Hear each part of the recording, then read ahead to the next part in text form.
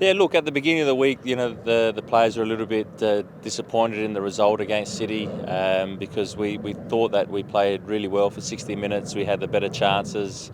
But, against City, a quality side with quality players that can punish you. So I was disappointed, but then after that, they got over that disappointment and our focus is on Perth and doing well there and trying to get the result that we want.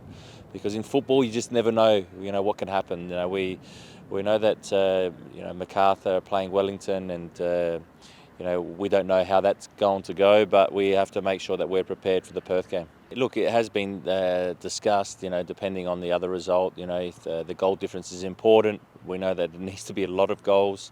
But, we've seen it around the world that it's happened before, and so it's more or less, having that belief and that the understanding that we can, create chances and score goals. So, that's been the main focus on this game is also, our way of making sure that Perth don't score because, they're a team that scores pretty freely. Their 4-4 result last week.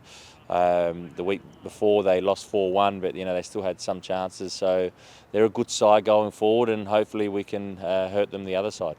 Yeah, it's a great challenge, and we like those challenges. The game we had at Cooper's in Adelaide, in front of a good hostile crowd, gives the players a lift, even though they're against us, it still gives them energy. And I expect the same in Perth because Perth are the same. That they need to get the result.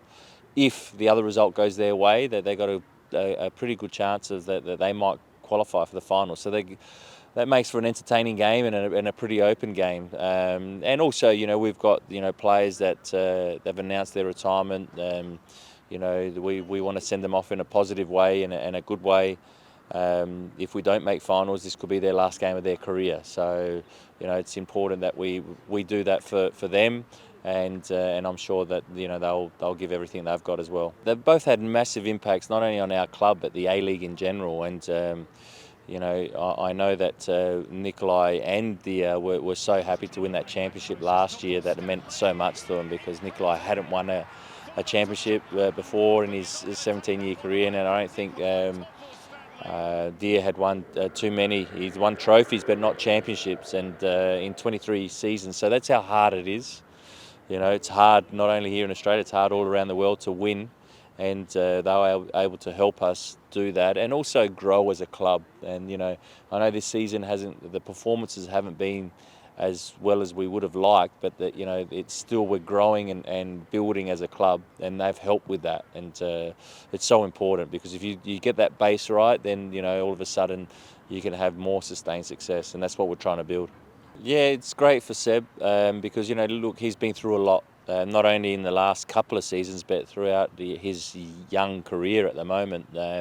He's had a lot of major injuries that has set him back. But the one thing about him, especially this season, that his preparation, for every session, his ability to keep working, keep positive, even when he's not playing, and he's done exceptionally well to get back on the pitch and start playing, and that's a credit to him because the way he works every day, and he hasn't missed a session, so his body's starting to hold up, and that's a real positive, and credit to him, credit to everyone involved, that's helped him along the way, and let's hope that he can keep on building on that.